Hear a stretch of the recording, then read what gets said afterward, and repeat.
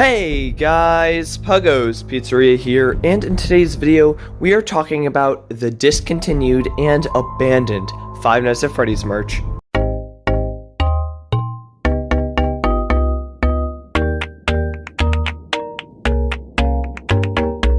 So, I think you guys all know who Funko is, and I'm not going to bother explaining them because they make the bulk majority of Five Nights at Freddy's merch. And being such a successful company with so many different kind of properties of Five Nights at Freddy's merch, like plushies, figures, pops, mystery minis, and so on, there has to be some ideas that they came up with for Five Nights at Freddy's that really just didn't work out, and well, that's what we're talking about in today's video.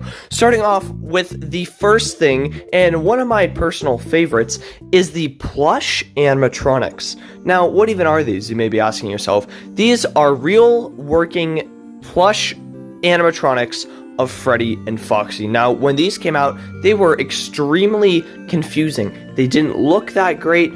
Some of them were even broken in stores before they even sold, and they sold for $50 of normal store prices. And what even were these? Well, basically, they were kind of plush suits over a small animatronic body. It was a Freddy and a Foxy motion sensor activated animatronic, and whenever you would wave in front of it and move a motion in front of it, its eyes would turn red, its eyebrows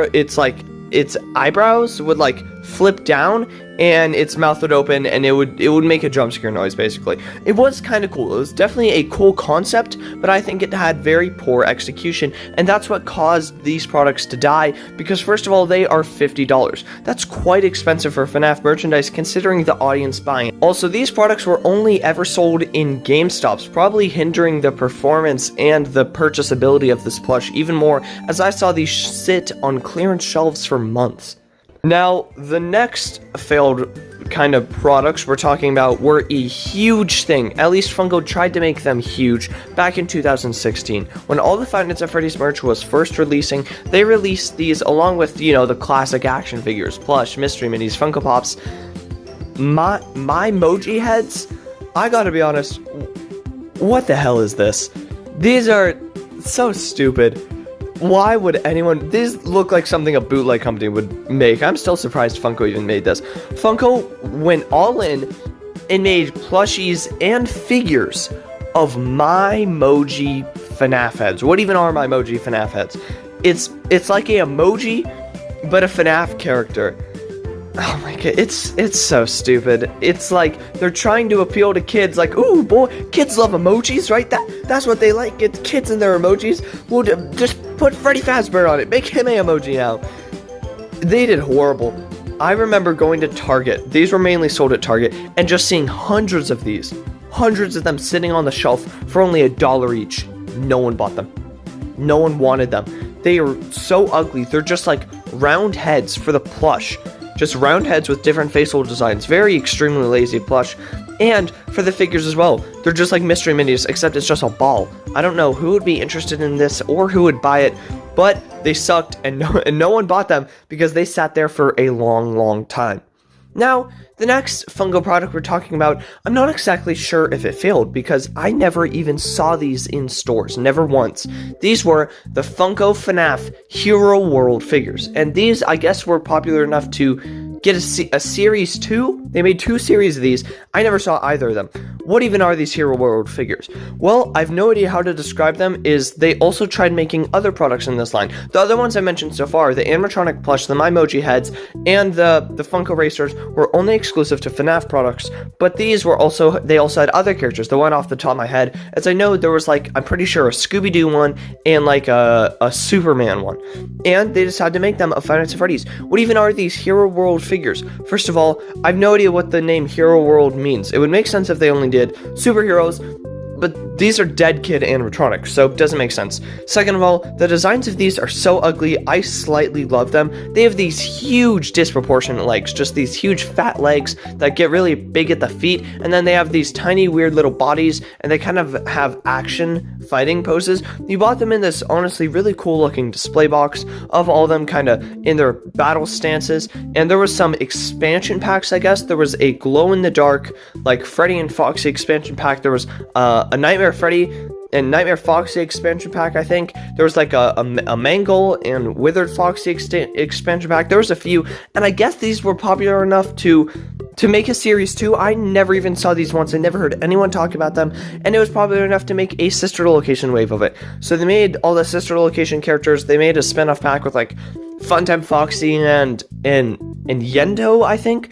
I really have no idea what these figures are or what they're trying to do. They look really goofy, and from what I know, the big packs were like $40 or $30, which is a pretty steep price. I'm not sure what kid would really be paying for that, because keep in mind, most of the FNAF audience is kids, and no one wants that. No one wants to buy that.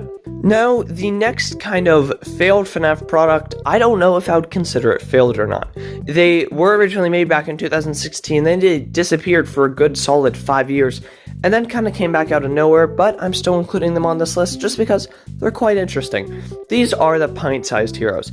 Out of everything else in this list, I would say these were probably the most successful Five Nights at Freddy's merch on this list, as they did come back, and I know they made a few waves of these. Now, what were the pint-sized heroes? Unlike everything else on the list, I did also probably enjoy these the most, and I bought a good few of them. They were basically mystery minis, except even smaller than a mystery mini, and more stylized. They had this extremely tiny body. The body was like 1 or 2 centimeters big, extremely small, and they fit a surprising amount of detail on them. And then they had these huge kind of oval heads that swiveled back and forth. So they were even just very heavily simplified versions of the characters.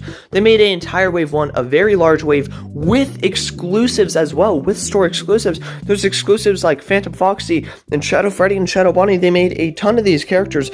Honestly, I kind of loved them. And well, I guess they were popular enough to warrant a series 2. And just like the Hero World figures, these were a sister location series. So they made the sister location series, and then kind of nothing came of these.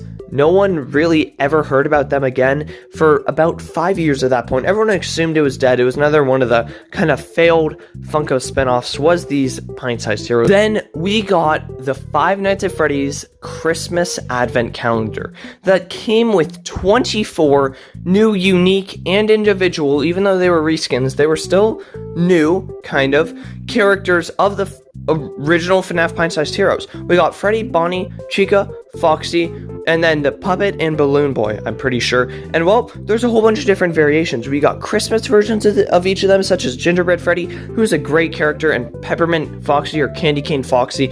We got blacklights of every character, a surprising amount of blacklights. So was this a failed product? This is the only one I can say I'm not too sure about. I know all the others most likely were, because if they were successful, they wouldn't have stopped making them. But looks like these recently came back for the Advent Calendar. I personally bought 2 myself because they're quite great, and I'm giving one away. But yeah, that's it for today's video. I really hope you guys did enjoy, like, kind of learning about the failed FNAF merchandise. What do you guys think? Do you think these truly failed, or do you own any of these? Let me know down in the comments below. But yeah, that's it for today's video. I really hope you guys enjoy, and I will see you all later. Goodbye!